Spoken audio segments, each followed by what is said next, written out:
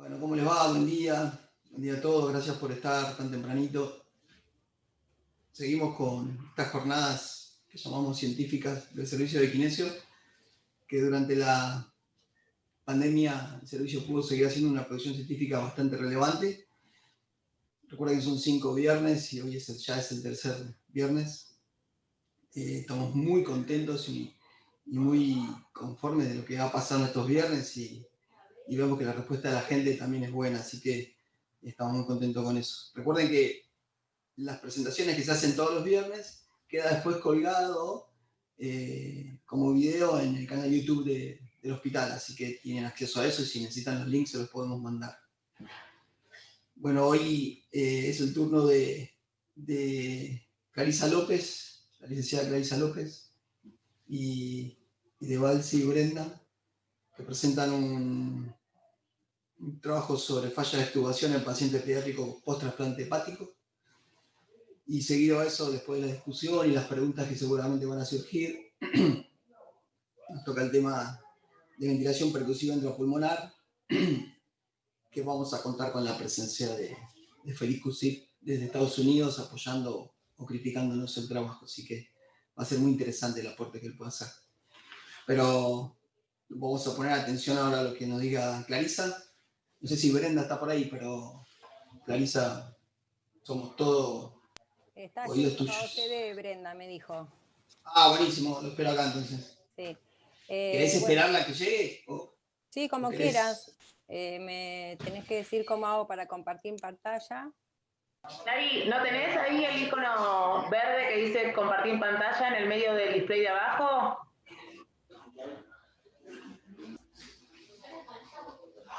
Ahí va.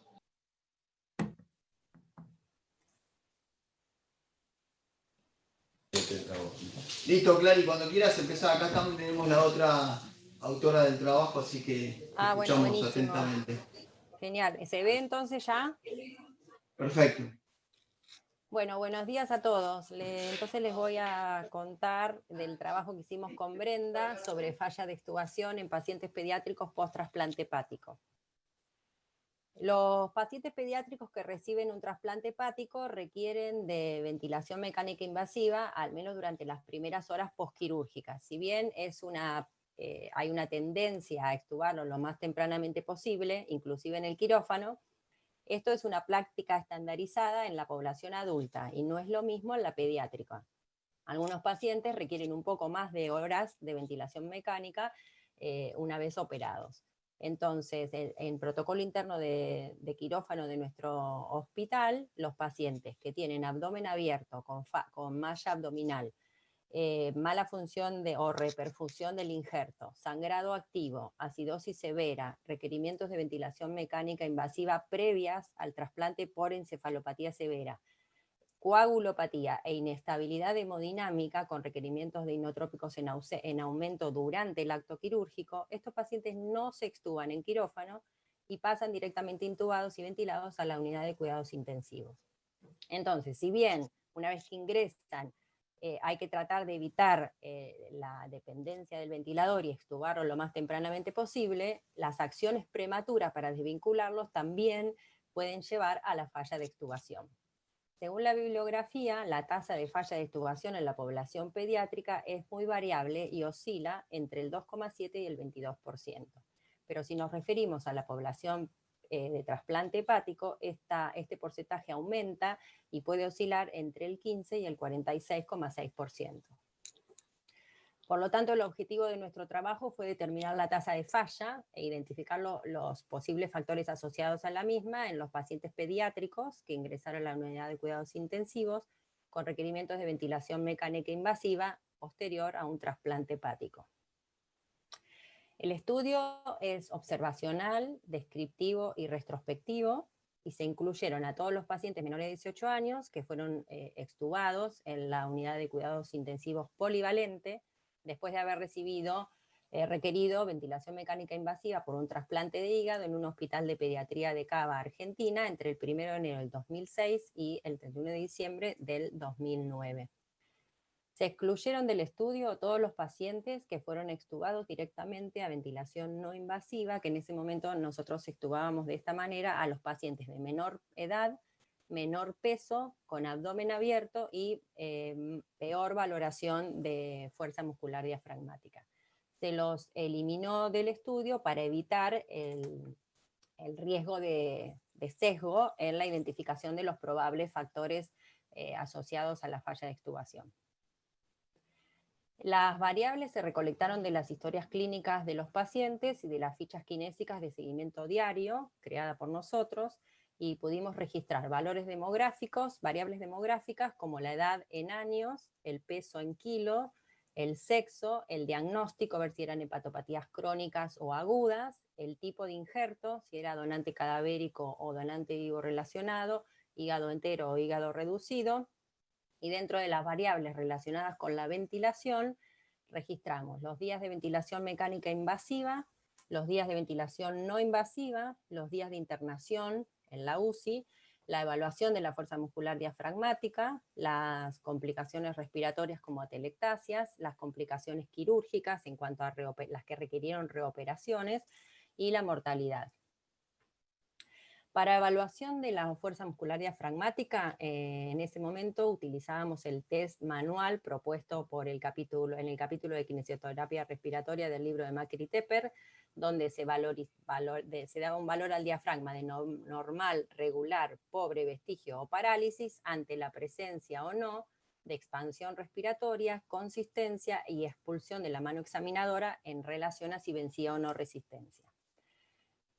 Para el procedimiento de destete y extubación se tenía en cuenta el juicio clínico del equipo tratante, el cual decidía si hacía descensos progresivos de presiones o prueba de respiración espontánea, que esta última se comenzó a usar más a final del periodo de estudio.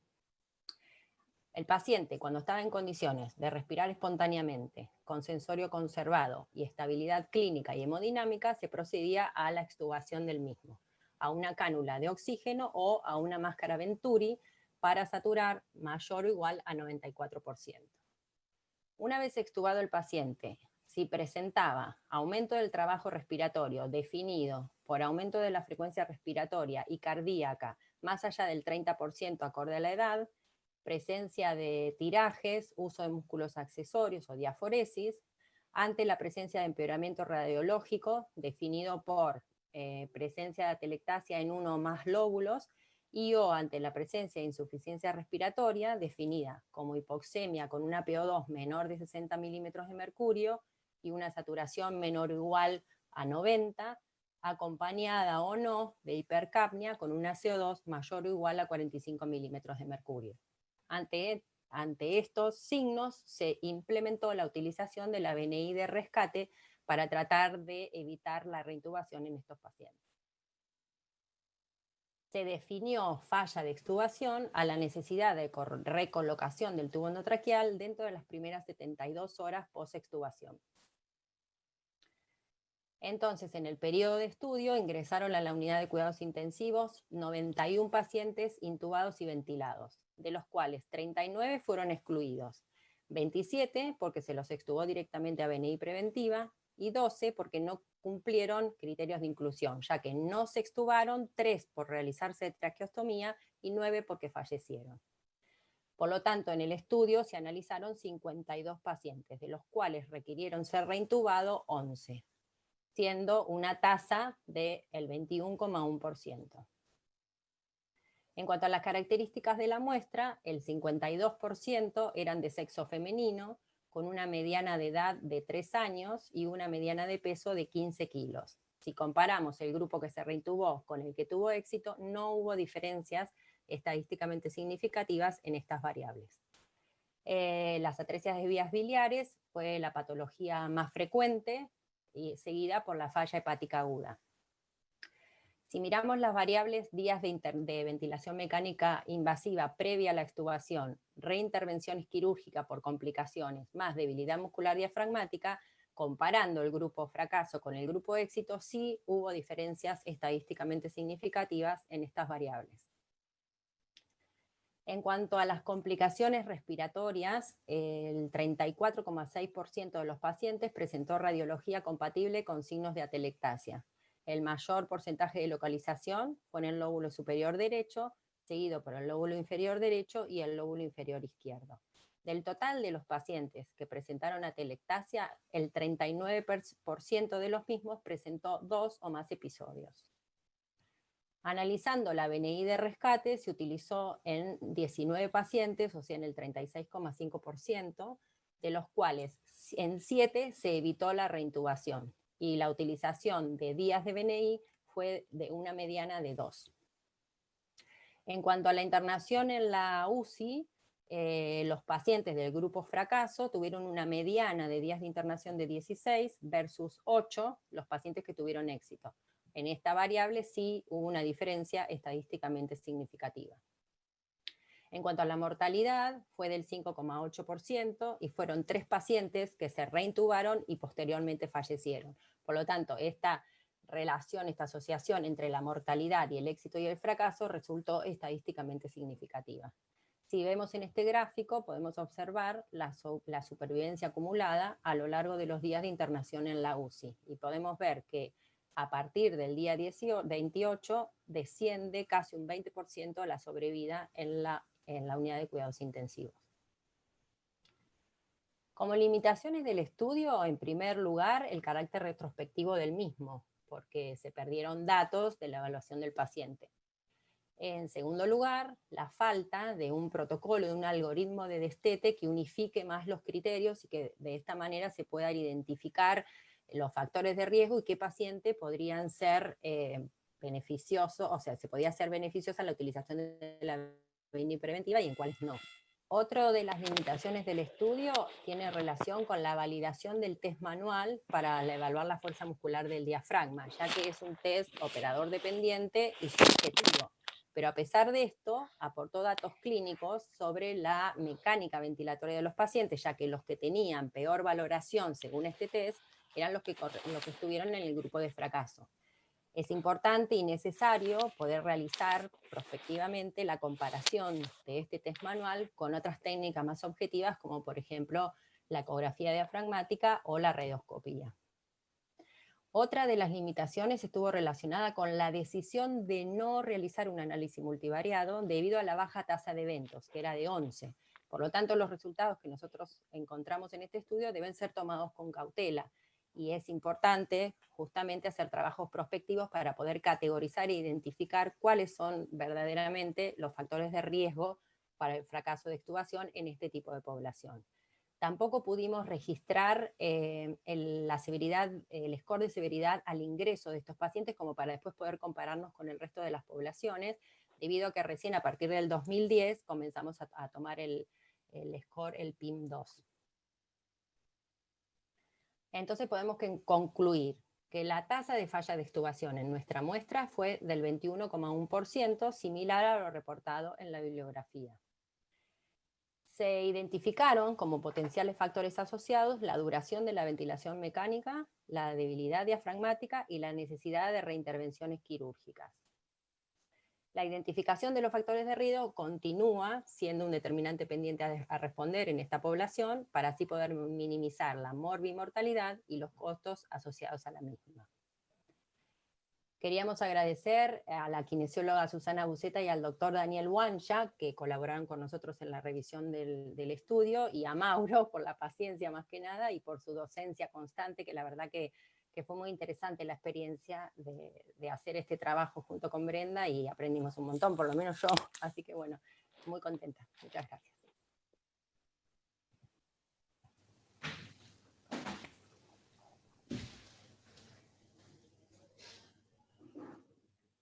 Bueno, felicitaciones, Clary.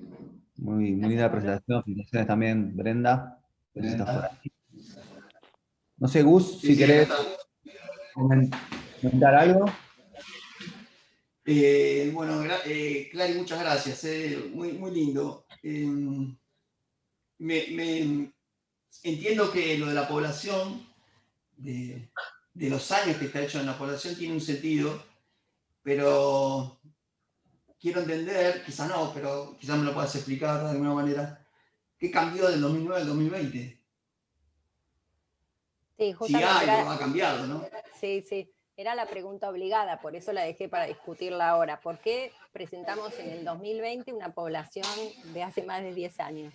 En realidad ahí fue cuando empezamos a trabajar con este tipo de pacientes, a poder identificar quién en ese momento estaba el auge y empezábamos nosotros en el hospital a trabajar con la ventilación no invasiva en la población polivalente, digamos. En este momento también los pacientes de trasplantados hepáticos ingresaban a la unidad de cuidados intensivos polivalente.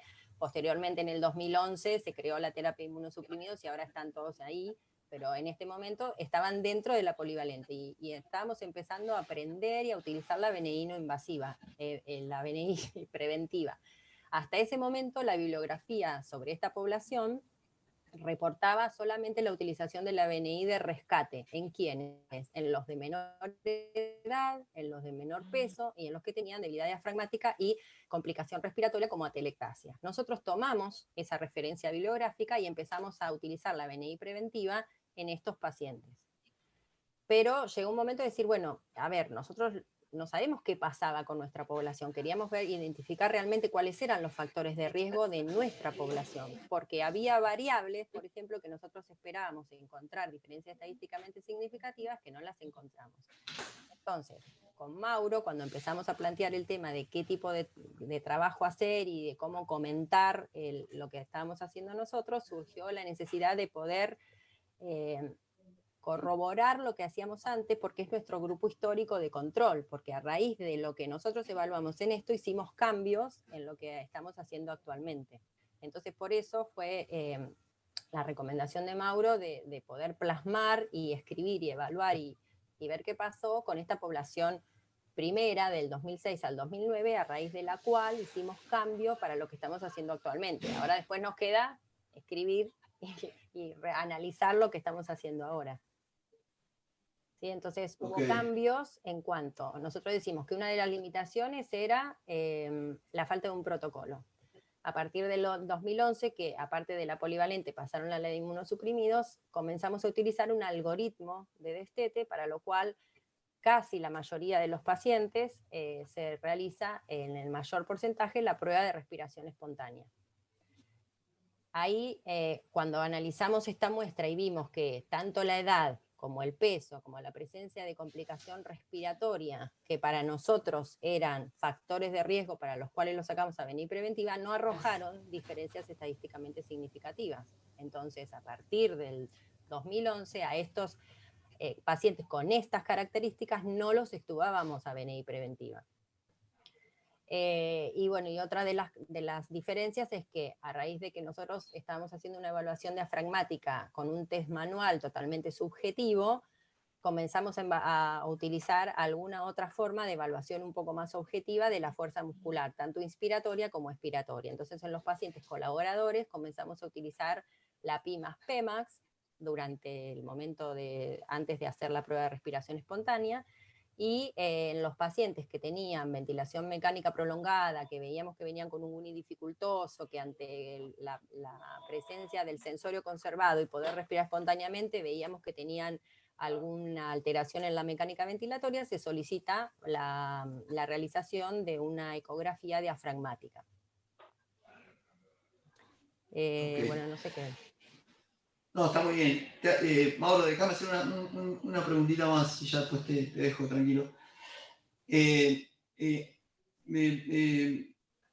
hace pensar que hacer la evaluación manual en ese momento, bueno, en cualquier momento, ¿no? En esos pacientes particularmente era algo bastante dificultoso, ¿no? Por el tema del tipo de cirugía que tenían, ¿no? Entonces, si bien ya hacer evaluación manual está cargada de subjetividad, porque en la realidad el operador que la hace, ¿no?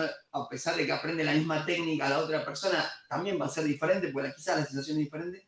En esos pacientes con los abdómenes, ¿no? Un poco más, por decir, agrandados por el tema del tipo de tejido que se trasplanta, me imagino que los valores también estarían como afectados por eso, ¿no?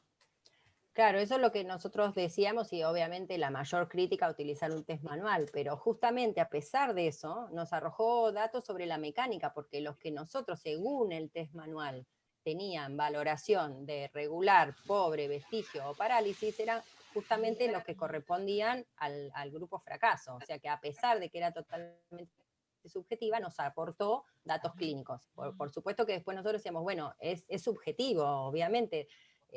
Operador dependiente, mismo en uno mismo, cada día uno puede, según como esté el abdomen del paciente, tienen drenajes, 2, 3, algunos tienen PAC, otros va a influir, entonces buscamos otra forma un poco más objetiva como para poder cuantificar la debilidad muscular inspiratoria, ya te digo, con los pacientes colaboradores empezamos a usar la PIMAX-PEMAX y en los otros pacientes, y más que nada en los chiquititos, la ecografía diafragmática.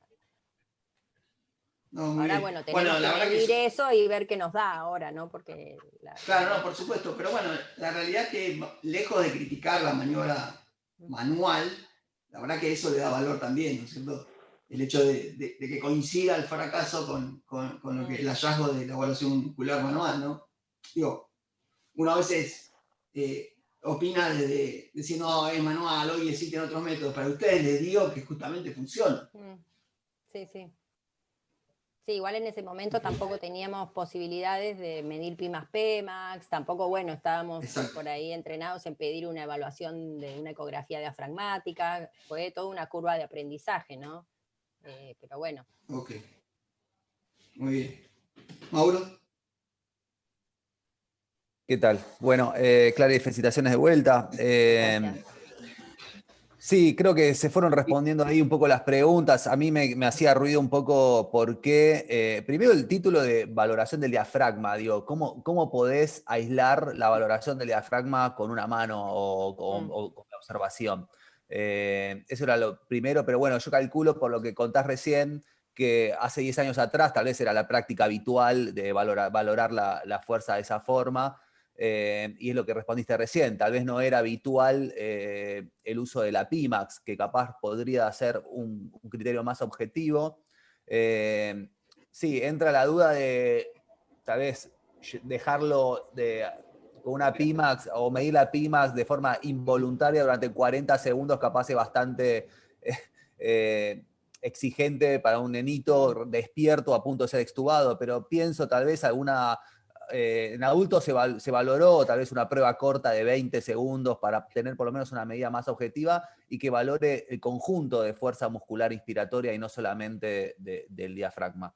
Pero bueno, creo que es lo que dijiste, tal vez en ese momento era, te podría decir, el gol estándar de que se usaba, sí. ¿no? Sí, por lo menos en nuestra unidad. Por eso también era interesante esto de registrarlo, como decías vos, porque esto que vos decís de la PIMAX, nosotros por ahí en los pacientes más grandes y colaboradores, sí, le tomamos en varias oportunidades la PIMAX misma, mientras va haciendo el proceso de despertar, digamos, como para estar más, tratar de no dilatar la extubación. Entonces, eso antes no lo hacíamos, cuando para nosotros estaba en condiciones, que ya venía haciendo descenso de presión y si ya nos parecía que estaba listo para extubarse, dilatábamos el destete, obviamente, ahí recién tomábamos la fuerza muscular. Entonces, bueno, eso también fue otra cosa de que cambiamos para esta nueva etapa, digamos. Sí. Bueno, también quiero contar de cómo surgió este trabajo, el que ya lo anticipabas recién, que claro, a mí contándome de que ustedes utilizaban BNI preventiva en pacientes con ciertos criterios. Esos criterios basados en la literatura, sobre todo en ese trabajo del 2005, ¿no? Que no sé si no me acuerdo el autor. Sí, de Kasiuchin. Kasiuchin, que bueno, es lo que ustedes después llevaron a la práctica en el Garrahan. Fue ahí que surgió esto, decir, bueno, veamos si realmente algunos de esos factores que tal vez son reportados por la literatura realmente se asocian a una falla de extubación como para justificar el uso de una potencial BNI preventiva y minimizar tal vez el fracaso de la falla de extubación. Esa era mi pregunta. Digo, ¿no estaremos sobreutilizando la BNI realmente es para todas y todas, todos y todas, la BNI preventiva. Entonces ahí surgió, digo, bueno, agarremos esa submuestra de pacientes que no se utilizó la BNI preventiva para ver si los que fallaron tenían o no más de esos criterios que los que no fallaron. Acá están los resultados, ¿no? Yo me gustaría saber a vos qué percepción tuviste, qué pasó a partir de estos resultados, si te genera una autocrítica de decir, bueno, a estos pacientes me parece que hay que dejar de ponerles BNI preventiva sistemáticamente porque la verdad nuestros resultados no lo representan. Porque pasa muchas veces que a veces uno usa criterios de la literatura, pero realmente en la población donde uno trabaja el contexto es diferente, los pacientes son diferentes, el abordaje es diferente, las prácticas son diferentes y los resultados son diferentes. Sí, justamente, eso fue lo que más me sorprendió y fue ver que no había diferencias estadísticamente significativas en el peso más que en la edad. Entonces esto también, revisando toda la muestra, todos nuestros pacientes tienen mal progreso de peso, desnutrición, excepto algunos que tuvieron alguna falla hepática aguda, que estaban bien nutridos hasta el momento que tuvieron la falla hepática, pero la mayor porcentaje de patología que ingresa a nuestra unidad son atresia de vías biliares, patologías crónicas, colestásicas, con reinternaciones, reintervenciones quirúrgicas, cirugías previas, o sea, ya viene con una bagaje de comorbilidades sumadas y es el mayor porcentaje de nuestros pacientes. O sea que nuestra población en general tiene bajo peso y no hubo diferencias estadísticamente significativas.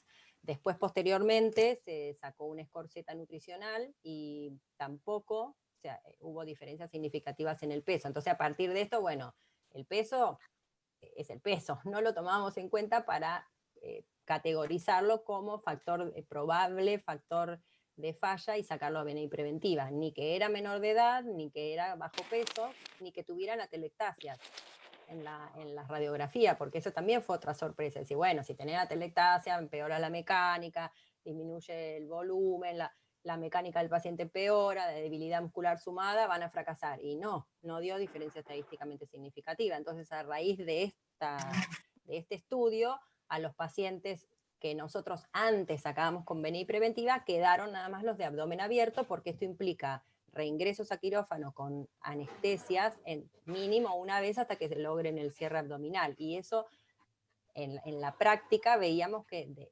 alargaba el destete. Entonces ya estaban también dentro del grupo de los que nos dio significativa la diferencia, ventilación mecánica prolongada. Entonces quedaron para BNI preventiva los de abdomen abierto, ventilación mecánica prolongada, debilidad diafragmática, que bueno, ahora la cuantificamos a través de los valores de PIMAX o de la ecografía diafragmática, donde se evidencia la paresia diafragmática, y cierre abdominal diferido, ya lo dije, y los pacientes con síndrome hepatopulmonar, pero no atelectasia, peso y edad. ¿Y el síndrome hepatopulmonar por qué? Porque, no sé, Porque ahí, tienen bueno, fueron 5 nada vasodilatación. más. Claro. Cinco pacientes no te falló ninguno. No, lo que pasa que el resto, bueno, en ese momento la mayoría fallecía de los pacientes, se los trabajaba distinto, no se les colocaba óxido nítrico inmediatamente en el quirófano, o sea, una conducta médica quirúrgica que también se cambió, se trataban de que lleguen al trasplante más tempranamente posible. El grupo de hepatopulmonar nuestro son los más severos porque tienen PO2 previa al trasplante entre 40 y 55, y a pesar de eso, con la utilización del óxido nítrico directamente desde quirófano y el tratar de no extubarlos tan precozmente, porque hacen un pico de ascenso de PO2 en el postquirúrgico inmediato y a partir de más o menos el tercero y el quinto día empiezan a descender. Antes nos entusiasmábamos en extubarlos antes para justamente las comorbilidades que podían tener estos pacientes ventilados, y después con el correr de los años vimos que no, que estos pacientes generalmente no se extuban en los primeros 5 días, porque viene este rebote de la PO2 y se prioriza la utilización del óxido nítrico y ir haciendo el descenso progresivo del óxido nítrico. Y una vez que logran destetarse o están en valores bajos, ahí generalmente coincide con la posibilidad de poder empezar el destete. Entonces, bueno, estos pacientes suman comorbilidades más que nada por RM prolongado, por los episodios de hipoxemia, por esas esas dilataciones intrapulmonares que se empiezan a moldear más o menos al año de haber recibido el trasplante. Bien. Acá Marcia pregunta, les hacen eco diafragmática a todos los pacientes, o No, solamente en algunos. no, a todos los pacientes no. Por ejemplo, bueno, coincide generalmente que son los que venimos viendo que el weaning está siendo dificultoso o que ante el paciente despierto ya vemos que hay alteración de la mecánica, que a pesar de tratar de sincronizarnos con el respirador, tienen signos clínicos de aumento del trabajo respiratorio y los ponemos, si están en condición de respirar espontáneamente y toleran ponerse en tubo en T un ratito, se solicita la ecografía que generalmente se decide en el pase y la ecografista está siempre en los pases, entonces generalmente se hacen a la mañana antes de comenzar cualquier proceso de evaluación de la prueba de respiración espontánea. Pero no se hace de rutina, sino simplemente en estos pacientes en donde vemos que una vez que están con el sensómetro conservado, estabilidad clínica y hemodinámica, deberían poder pasar una prueba de respiración espontánea y no se puede, entonces ahí, bueno, la forma de valorar el diafragma también es con la ecografía. Y tengo una pregunta, ¿y gases arteriales y radiografías pre-extubación se hacen sistemáticamente? Sí, cuando se coloca al paciente en prueba de respiración espontánea, generalmente el tiempo que esperamos es entre media hora como mínimo y 1 hora más o menos. Entonces en ese periodo se va tomando los parámetros clínicos, respiratoria, cardíaca, saturación, TA.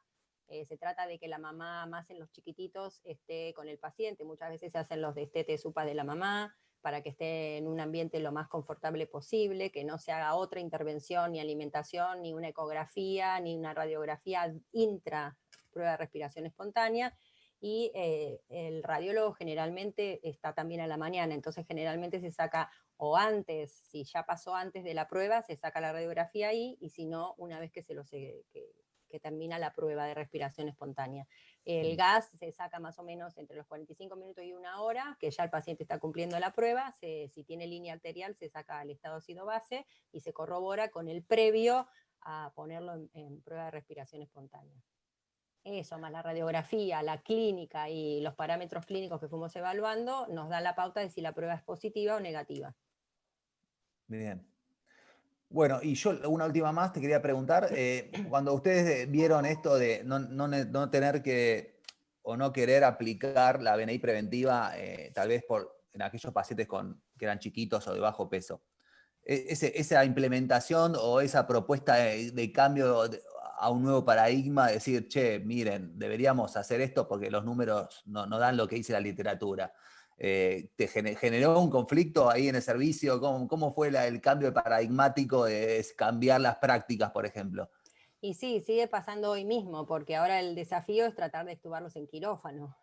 Entonces hay grupo que quiere, bueno, ser más precoz la extubación y la externación del paciente, y otro grupo que sí, quiere eso, pero con cautela, evaluando, con parámetros un poco más objetivos. Pero bueno, la verdad que el grupo es re lindo, entonces bueno, se puede discutir, porque el tema es que en los pases están todos los interconsultores, entonces ahí se propone, se discute lo que opina el kinesiólogo, lo que opina el clínico, lo que opina el cirujano, porque también te explica, no, pará, pero esto está medio latente, yo en 2 días lo voy a tener que llevar al quirófano, entonces ¿para qué vamos a hacer una extubación ahora si en 2 días vuelve al quirófano? Porque por ahí respiratoria y mecánicamente está bien el paciente para ser extubado, y en 2 días tiene que volver a ver que hagan una revisión de la vía biliar, o porque de las anastomosis, por los drenajes, los sangrados, o sea, se suman un montón de otras variables a tener en cuenta en estos pacientes.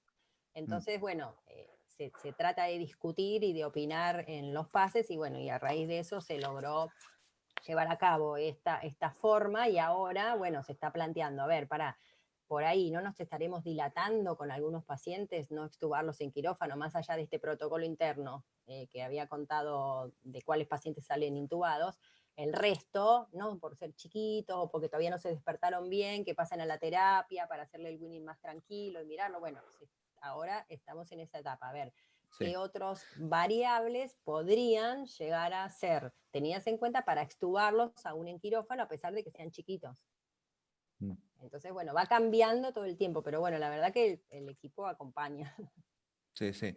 Sí, también hay que considerar, como tal planteaste, las limitaciones del carácter retrospectivo, del cambio histórico, como decía Gustavo al principio, en 10 años las prácticas cambian un montón.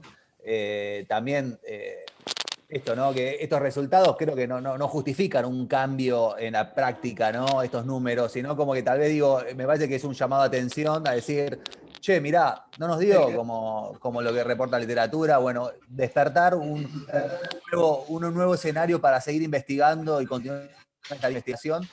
Y Clary, te felicito a vos por el trabajo, a Brenda también.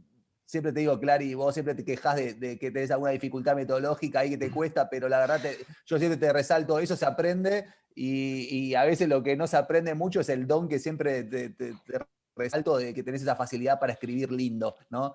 Me encanta cómo escribís, la facilidad que tenés para redactar, que lo tenés que explotar al máximo. Así que no, que Pero a seguir. buenísimo, tenemos que escribir la nueva muestra, así me ayudás. Okay. Bueno, muy bien. Gracias, Clary, gracias, Brenda. Bueno, gracias. Pero en virtud del tiempo pasamos a la otra expositora. Tenemos el próximo trabajo sobre ventilación percusiva pulmonar, intrapulmonar como técnica de higiene bronquial. Y bueno, como les avisé, tenemos al doctor Félix Cusí, que él está mirando el trabajo desde Nueva York. Son 2 horas antes. Él fue a ver sus pacientes primero, para poder estar en esta presentación. Que Julia seguramente en algún momento le va a hablar en inglés, porque el inglés de ella es muy pequeño. Hello, Felix. Are you there?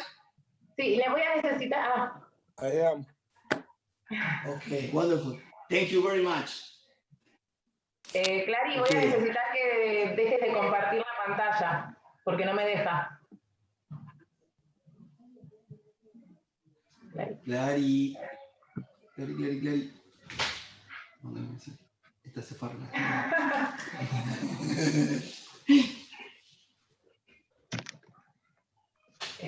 Juli, cuando quieras. Están jugando al hockey en mi living, así que puede haber algunos ruidos extras. Ok.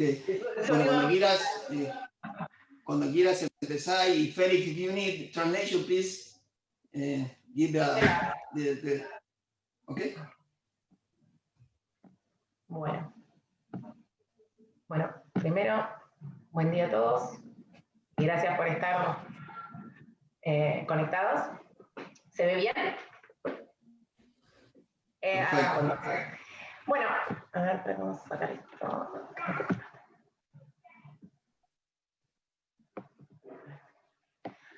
Bueno, el trabajo que desarrollamos nosotros fue ventilación percusiva intrapulmonar, de ahora en más BPI, como terapia de higiene bronquial mecánica en terapia intensiva pediátrica. Todos los apellidos pertenecen al grupo de equipo de área crítica.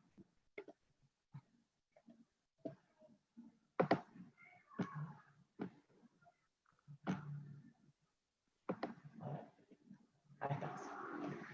Bueno, a modo de introducción, la BPI es un modo ventilatorio que puede implementarse como técnica de higiene bronquial mecánica.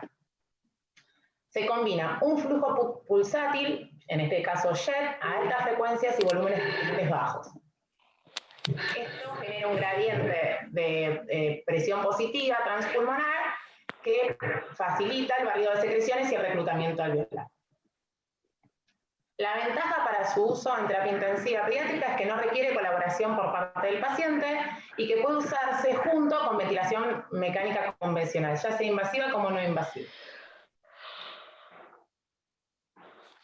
El objetivo de nuestro trabajo fue describir los resultados de la implementación de BPI como técnica de higiene bronquial mecánica en niños internados en terapia intensiva, en un hospital público pediátrico de América Latina. Es un estudio descriptivo, prospectivo y observacional, realizado en el Hospital Garrahan durante el periodo 1 de agosto del 2019 y 31 de diciembre del 2019. Este es un periodo corto que igualmente después lo podemos desarrollar, porque la idea también era presentar estos valores preliminares para el Congreso de SAP que se iba a dar en marco de este año, en marzo, pero bueno, la pandemia hizo que se suspendiera, por lo tanto habíamos seleccionado este periodo adrede. Bueno, criterios de inclusión, obviamente todos los pacientes que recibieron BPI según el criterio del kinesiólogo a cargo, y se utilizó un formulario electrónico por cada intervención realizada, o sea, se registró y se tomó registro de cada sesión que se realizó. Se incluyeron variables demográficas y las relacionadas al uso del BPI. Bueno, los resultados fueron, se realizó en 18 pacientes, el 33% de sexo femenino, la mediana de edad en meses fue de 13,5, el peso, la mediana de peso fue de 8,5 kilos, y en el 50% de los pacientes tenían algún tipo de diarrea artificial, ya sea tubo endotraqueal o traqueostomía. Los diagnósticos más prevalentes donde se realizó fueron en enfermedades neuromusculares, casi con el 30%, después en pacientes con una infección respiratoria, pero sin antecedentes respiratorios, y después, obviamente, el grupo de BOR. Con respecto al análisis de las sesiones, se realizaron 48 sesiones de IPB, y en realidad hago mención con respecto a esto, hicimos la salvedad de las sesiones, porque a diferencia de tal vez lo que uno haría con ciertas técnicas de higiene bronquial, con respecto al IPB, el objetivo era resolución en general de atelectasia, que ya lo vamos a desarrollar más adelante, y una vez resuelto esto, no se continuaba con el tratamiento. El IPB se puede implementar cuando se usa como técnica de higiene bronquial para casos específicos, como les digo, resolución de algún evento agudo, o para tratamiento del paciente crónico, como capaz hay una corriente de su uso a nivel europeo. La duración de cada sesión fue una mediana de 20 minutos, y esto sí fue constante en casi todos los pacientes, y se utilizó en un solo ciclo. Esto quiere decir que la técnica se puede implementar de forma fraccionada en relación a la tolerancia del paciente, o si moviliza secreciones y si requiere aspiración en el medio, o digamos, se puede hacer de un tirón el tiempo que uno determine. Por lo tanto, la mayoría de los pacientes, el 85% de las sesiones, el 85% duró directamente un solo ciclo de 20 minutos. Esto facilita mucho su utilización. En el 93,7% de las sesiones, los pacientes estaban con soporte ventilatorio. Lo que no quiere decir que se usaron en línea. Este equipo se puede usar tanto en línea como solamente el dispositivo, porque es un ventilador mecánico. Entonces, lo que identificaron, o lo que resolvimos, lo que arrojaron nuestros números, fue que se usó en línea, ya sea con el equipo de ventilación invasiva o no invasiva, en conjunto con el PBI, en el 37% de las sesiones. Pero el 93,7% de los pacientes durante las sesiones estaban con algún tipo de soporte ventilatorio. Solo 2 pacientes no estaban ventilados. En el 43,8% se requirió un aumento de aporte de oxígeno, ya sea previo o durante el tratamiento, y este mismo dispositivo se puede utilizar con una intención de barrido o despegamiento de secreciones, y la combinación de estas dos estrategias. Bueno, la verdad que más del 50% se utilizó esta técnica combinada. La frecuencia cardíaca y respiratoria mejoró al menos un 25% en 2 y 3 de las sesiones respectivamente, y solo 3 sesiones de las 48 requirieron ser interrumpidas por desaturación.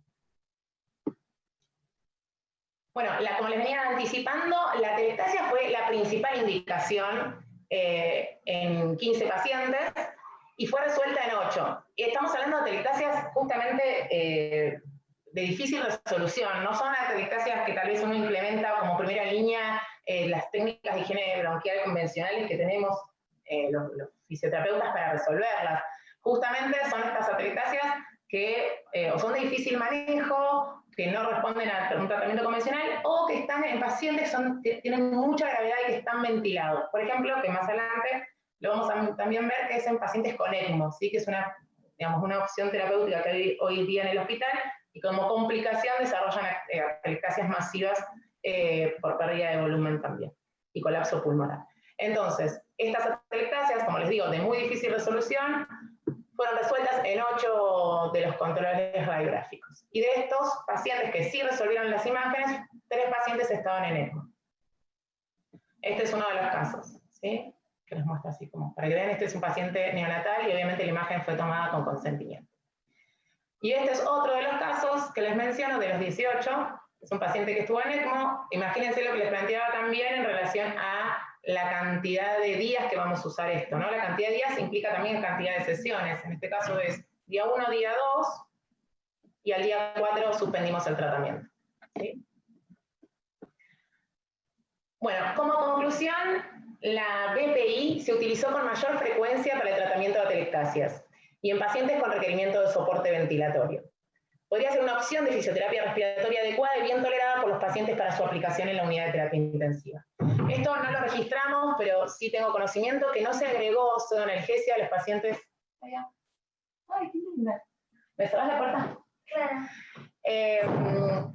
No se agregó pseudoanalgesia a los pacientes para el procedimiento. Sí, tal vez la primera vez que lo utilizamos con un paciente en ECMO, pero la verdad que la tolerancia es real. Lo único que puede ser algo molesto es el tema del ruido, que podríamos empezar a implementar algún dispositivo para tapar los oídos. Bueno, ¿qué creemos que aportamos con nuestro trabajo? Primero, nuestra experiencia con el uso de BPI en pacientes con ventilación invasiva y no invasiva, pacientes pediátricos, que esto la verdad que hay muy, muy poco, con atelectasias de difícil resolución. ¿Qué dificultades tenemos hoy en día para el uso de esta técnica? Que hay muy poca cantidad de circuitos disponibles y que no es un equipo que haya a disposición también en Argentina. Esto es y en la región tampoco. Por lo tanto, es un problema cuando queremos tener un intercambio de experiencias con otros colegas de la región, porque justamente no cuentan con este equipo. Y bueno, queremos agradecer, el agradecimiento en inglés ya se lo mandé a Félix, y a los servicios de terapia intensiva pediátrica y neonatal por la predisposición para que implementemos el BPI, hagamos nuestra línea de aprendizaje, al grupo de área crítica por entusiasmarse con la idea y registrar todo lo que se nos ocurrió. Bueno, y ahora sí, en especial a Félix Cusid, que con sus conocimientos y apoyo a la distancia fue de gran ayuda para aplicar la BPI con seguridad y solidez. Bueno, aparte, yo cerraría acá y después les agrego como no sé, quise hacer qué me dejó a mí este trabajo en relación al contexto histórico del servicio. Pero me parece que acá podemos parar. ¿Sí? Bueno, muy bien. Bueno, muchas gracias, Juli. Muy claro. Tengo las mismas sensaciones que vos, ¿viste? Tenemos un equipo de clearance de vía aérea y que puede ser para otras cosas más que no lo tiene nadie. Entonces, es realmente una lástima porque a nosotros nos está dando mucho resultado y de hecho está visto, ¿no? Yo te voy a hacer una pregunta y después le vamos a dar lugar a Félix. Dale. Ese paciente que desaturó, que dijiste que fue, no sé si fue, ya estaba con oxígeno. Sí. ¿Ya estaba con oxígeno? ¿Tenía aporte de oxígeno ya? Porque este equipo no tiene aporte de oxígeno. Claro, en realidad yo no quise ahondar tanto en las características del equipo, porque la mayoría de las personas que se conectan son argentinos y no tienen acceso, pero la verdad que nosotros, de los dispositivos que generan percusión, nosotros solamente contamos con el servicio de uso domiciliario. Dentro de los equipos... No, ahora no, cerrame yo el puesto de por favor. Cortita. Entonces, el dispositivo que nosotros tenemos en el hospital, también creo que por desconocimiento, ahora creo que si tuviésemos que incorporar otro equipo, elegiríamos otro con otras características, que es el de oxígeno incorporado, a alta presión, pero justamente lo usamos en pacientes ventilados y graves, que es la diferencia que nosotros, o la limitación que nosotros tenemos como fisioterapeutas, de poder hacer alguna higiene bronquial con un foco atelectásico con un paciente grave. El primer paciente más severo que lo usamos fue el primero que desaturó, que así todo después lo volvimos a repetir y no lo volvió a hacer, y a los 3 días se extubó. Fue un distrés grave, que se había hecho limitación del esfuerzo terapéutico porque se había subido el setting al máximo, teníamos colapsado un pulmón y la técnica de higiene convencional no iban. Entonces, la primera desconexión que hicimos, que ahí fue que hicimos la consulta vía WhatsApp con Félix, es que nos desaturaba muchísimo. Pero ¿qué pasa? El equipo, al trabajar con oxígeno al aire ambiental, aunque lo trabajáramos con fibra al 100%, la mezcla hacía caer mucho la concentración de oxígeno. Entonces ese fue el mayor inconveniente que tuvimos. Una vez que hicimos igualmente algunos minutos de IPV, a la segunda sesión que le hicimos, el paciente ya había revertido el requerimiento alto de oxígeno. Por lo tanto, ya nos permitió subirle, pero oxigenarlo, subirle que tolerara bien el tratamiento. La verdad que fue el caso como más emblemático para nosotros, porque fue un paciente que se había limitado, la verdad, el esfuerzo, era un paciente que por características patológicas ya no entraba a ECMO, y así todo, al pocos días reales, el paciente se logra extubar e irse a su casa, lo cual fue como es ese registro positivo que uno tiene para seguir entusiasmándose con la técnica y seguir aprendiendo. Okay. Okay. Felix. Buenos dias. Sorry, we are. Buenos dias. Buen día. Wow. Julia, what a wonderful. Your Spanish. Yeah. Your Spanish is better than my English. But Julia, what a fantastic job. I mean, I really, really take my hat off before you and your colleagues. It's really mind-boggling that with that relatively simple device, because remember, you have a home care device, you don't have a real critical care device. Yes. You've done such an outstanding job treating children off the mechanical ventilation, on mechanical ventilation, children on ECMO with such unbelievable results. And this is, I really, really, truly commend and salute you for doing what a beautiful job you and your colleagues have achieved. I had never imagined that that trip to Argentina will lead to such fantastic results. This is like, it really warms up my heart to see how many patients you were able to help. And this is really unbelievable work. Really, really unbelievable. Okay. God bless you.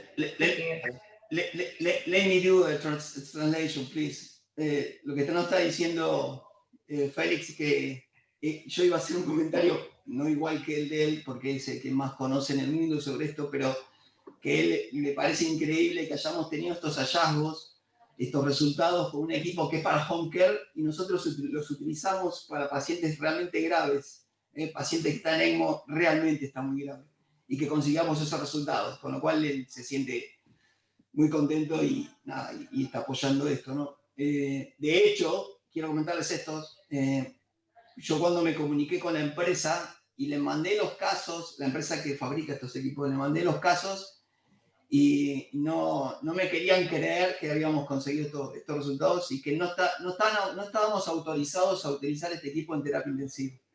Con lo cual, bueno, nada, creamos un nuevo uso de un equipo que para ellos en Estados Unidos no está habilitado para ser utilizado en terapia intensiva en cuidado crítico.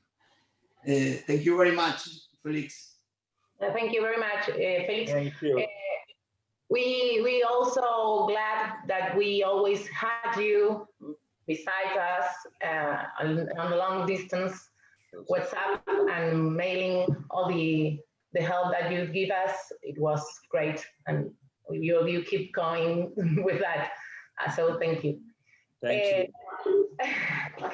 Lo otro que quería comentar es este bonus track. No sé si hay alguna pregunta más puntualmente. Si no, quiero contarles algo que me parece que cierra un poco el concepto. Mauro, preguntale a Mauro a ver si está chequeando el chat. Julia, acá están preguntando el nivel de sedación con que se hacía en los pacientes ventilados en ventilación mecánica invasiva. Como les digo, nosotros lamentablemente, algo que a veces uno tiene que hacer más es criticar el propio trabajo, ¿no? Yo no me metí mucho ahí porque, como les digo, es una técnica que no es tan frecuente, tampoco quise ahondar tanto ahí, pero la verdad que fue muy escaso la información que sacamos, se podía haber aprovechado mucho más la herramienta. En ese momento todavía no estábamos trabajando tanto con Mauro, porque fue este trabajo diseñado en julio del 2019. Y bueno, nada, hay un montón de cosas que se nos escaparon. No tomamos o subregistramos las escalas de sonalgesia al momento y el requerimiento de sonalgesia adicional. Pero la verdad que en la mayoría de los pacientes que se revisó, de curiosa y para tratar de colaborar, siempre estuve casi presente en casi todos. Y doy fe que al paciente no se los hace dado adicional, sino que son, lamentablemente en pediatría, nosotros sabemos que los pacientes ya tienen un grado de sonalgesia, sobre todo muy relacionado a su gravedad. Así que en línea general los pacientes tenían ya su sedación con infusión continua, más allá que no se usa relajantes con infusión continua, pero su sedación con sedación continua, con infusión continua dio, y no se agregó nada más. Esto es así, está escrita en la bibliografía la buena tolerancia que hay a este tipo de ventilación. Más allá que genera una percusión, es muy agradable y los pacientes generan una tolerancia tan grande que muchas veces hasta se quedan dormidos. Así que no fue un inconveniente tener que adaptarlos para hacérselo. A diferencia de capas del COP, que capaz es un tratamiento que genera cierta irritabilidad en el paciente, este es uno que es notorio aceptación y el grado de confort que tienen los pacientes cuando se le hace. Bien. Y acá Maximiliano también pregunta si realizan alguna modificación en el setting, en los parámetros del respirador para usar BPI.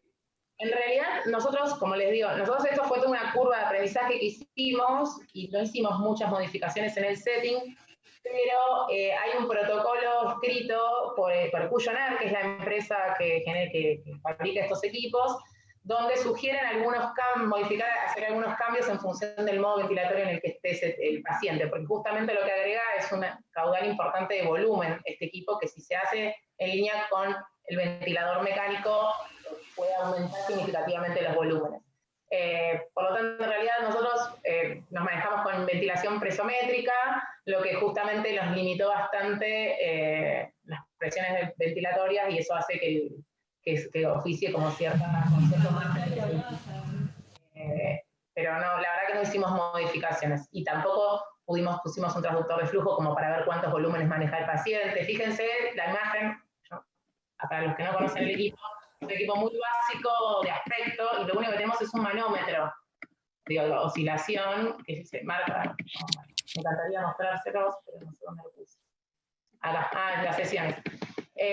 Donde en realidad no tenemos monitoreo, entonces tal vez un transductor de flujo o algo, ahí está, un transductor de flujo o algo que nos aporte más información que ese simple manómetro sería interesante. Pero la verdad que no hicimos ningún análisis, ni siquiera de laboratorio, ni nada. Empezamos a usar entre nosotros primero y después con los pacientes. Después de toda esa experiencia que nos fueron compartiendo expertos como Félix, y también expertos como Michel Toussaint, que él hace crónicos y lo utiliza para el tratamiento más crónico en los pacientes neuromusculares. Perfecto. Bueno, si ¿querés continuar con el bonus track? ¿Puedo? Dale. Bueno, en realidad esto me hizo pensar mucho a mí este trabajo por un montón de aspectos, y me parecía piola compartirlo con ustedes porque creo que enriquece un poco la exposición del trabajo en sí. Me tomé el atrevimiento de hacer una línea del tiempo, ¿sí? Donde en realidad les cuento un poco la relación que tenemos nosotros con la tecnología sanitaria en el hospital, relacionada con la fisioterapia respiratoria.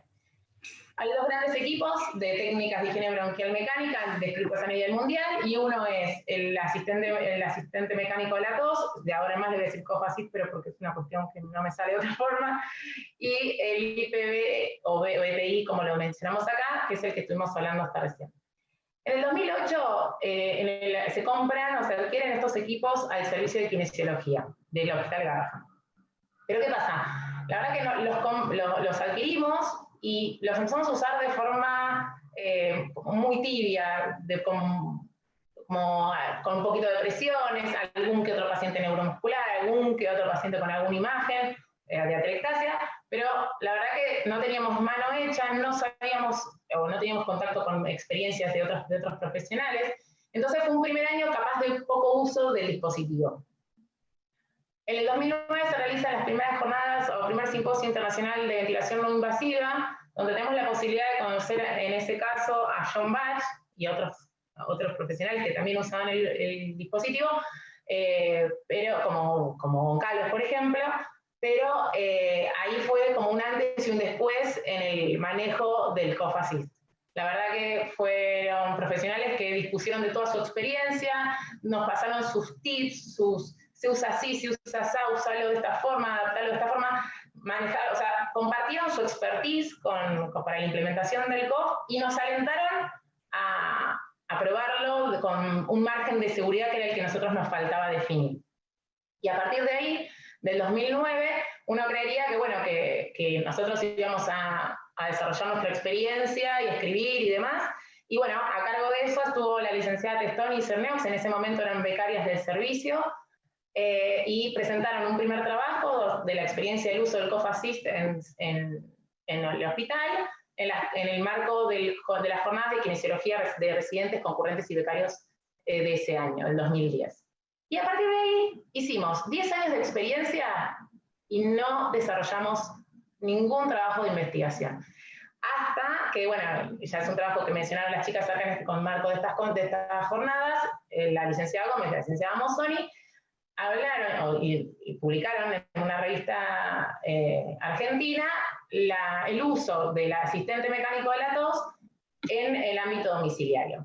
Entonces, lo que yo quiero mostrar es, me parece muy interesante que nosotros, si hoy en día a cualquier colega que tiene la oportunidad de trabajar en el hospital, le preguntamos si tiene manejo del COFACIS, probablemente nos contesten que sí, pero lo que yo veo y siento es que hay un bache de información. Entonces creo que la experiencia que tuvimos acá, de haber tenido la oportunidad de trabajar junto con alguien que nos asesore del aspecto metodológico y de investigación, como fue el caso de Mauro, me parece que tenemos como que nos debemos un poco más de investigación en relación a las tecnologías sanitarias, que es una oportunidad que nos brinda hoy en día los trabajos en este tipo de hospitales.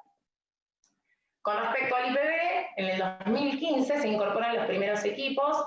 Como les digo, bueno, Gustavo igualmente algo mencionó, pero la verdad que no era un equipo disponible a nivel nacional, pero él estaba muy ensimismado en conseguirlo, lo incorpora, y la verdad que nosotros no tuvimos mucha adherencia a su uso, sobre todo por el desconocimiento, no lo entendíamos, no sabíamos bien cómo funcionaba, no sabíamos el acople que tenía con la ventilación.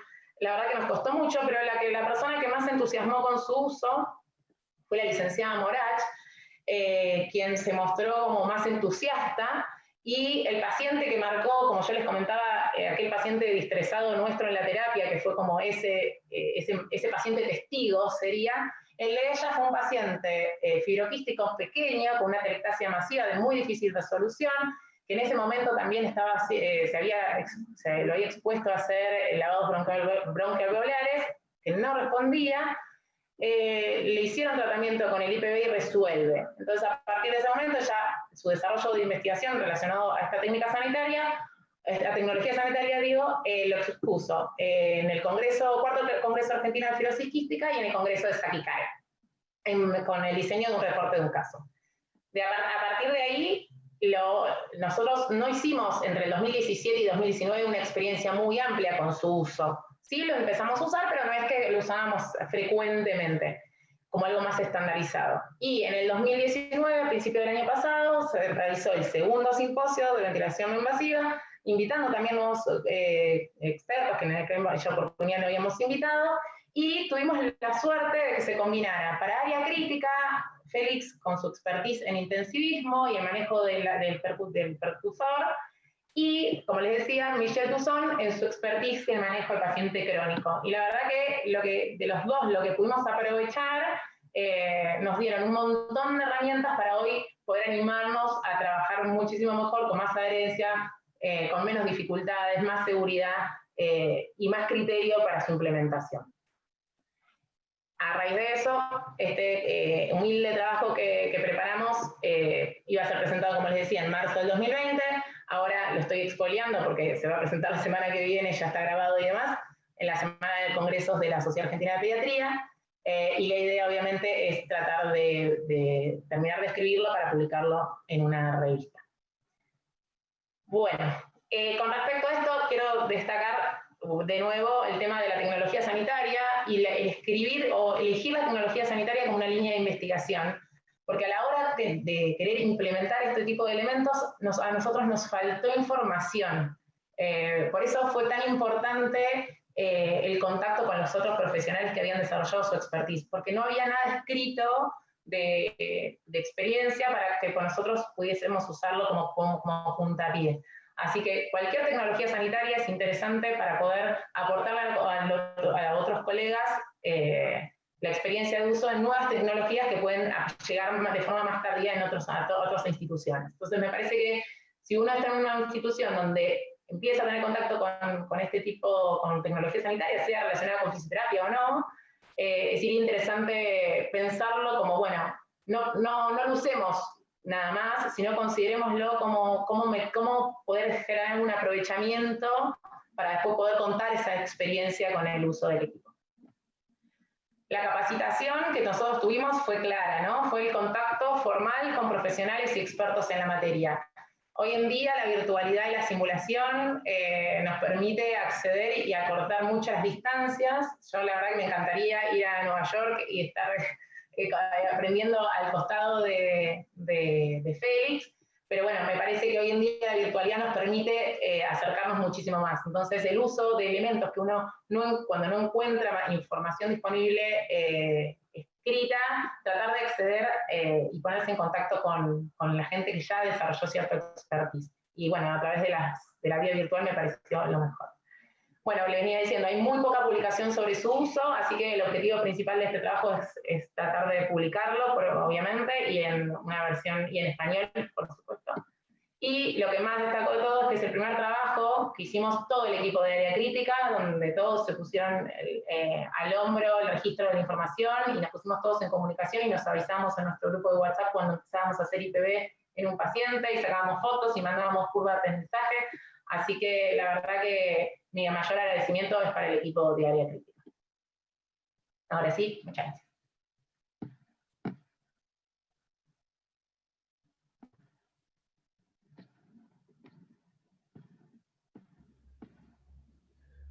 Bueno, felicitaciones a todo el equipo de área crítica. Bueno, como decís, Julia, la verdad que creo que este es el puntapié, ¿no? Para conocer un poco el estado de arte de cómo se realizó la IPV y tal vez disparar a futuros otros trabajitos que salgan desde esta línea de investigación que acaban de iniciar. Así que felicitaciones. No sé si alguien quiere preguntar algo. Si no, yo no tengo nada para aportar, para comentar. Gracias, Juli, por el... Es muy interesante lo que aportaste después y me parece, esa línea de tiempo está muy, muy interesante y a la conclusión que llegaste me parece que vamos por buen camino, sobre todo por la suerte de tener contacto con gente como Félix o Michelle, ¿no? Eso nos abre puertas. Felix, do you want to say something? Sorry, this was a presentation in Spanish, but if you want to do some critics or some counsel, you can do it. Sure. And you'll be able to translate it, right? Yeah, Julia That's her English is better than mine. The only criticism I have of this presentation, the only criticism is that it wasn't really, really good. It was excellent. Okay, it was excellent. So there is nothing. I mean, look, obviously I don't speak Spanish, so I was just looking at the slides. But even a blind person can see the numbers and the ECMO numbers of patients with IPV and patients without it, and when you look at chest X-rays, it's a universal language. You don't have to speak Spanish or Russian or French or any other language. And when you look at X-rays side by side and things like this, it's pretty much self-explanatory. What a great job you guys are doing. So I'm just trespassing at this point. Okay. Wonderful. So, thank you. To congratulate thank you very much. Wonderful job. Thank you. Maybe you can ship us a DVR. Maybe a VDR, sure. I can ship you a picture of VDR. Felix, when I talk with people from Percussionaire, I told them that we use this Percussionaire in ICU, and that people in Percussionaire told me that you're crazy. This is no equipment to use it in ICU. Crazy. So I'll tell you, and with that, I'm going to tell you. You will need you might need to translate this, right? So when Americans went to the moon, right? They spent Yeah. When Americans went to the moon, they spent $2 million developing a pen that can defy, the ballpoint pen that can defy gravity, so you can write in the space, right? Okay. So Sorry. Let me translate. Go ahead. Let me translate just.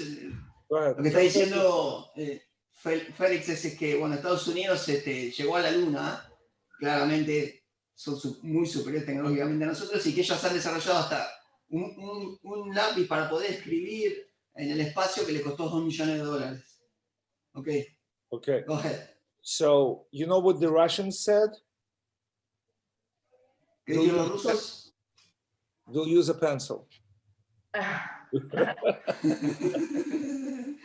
So you guys did a great job, obviously.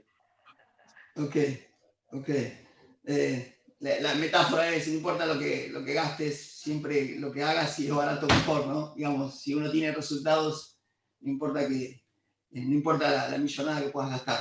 Que de hecho lo que nos pasó a nosotros, cuando a la gente de percusión le contamos que estábamos haciendo esto, nos dijeron que no estaba permitido utilizar este tipo de equipos en terapia intensiva, pero por los resultados nos dieron la razón. Obviamente tuvimos que tener mucho cuidado porque estos equipos no tienen FiO2 directamente, no es que no tienen FiO2 seguro, no tienen FiO2. Hay otros equipos que están más desarrollados de la misma línea, que es lo que decía Julia recién, que es el VDR, que ya es un equipo de ventilación mecánica muy pesado con este tipo de tecnología que algún día quizá lo tengamos. Ok, thank you, Felix, for being here. It's very early in your country. Your patients are waiting you. At least I'm not late for work. That's a good thing. That's right. All right, folks. All the best. Great seeing everybody. Wonderful job. All the best. Thank you. Take care, folks. Thank you very much. Thank you. Okay, bye bye.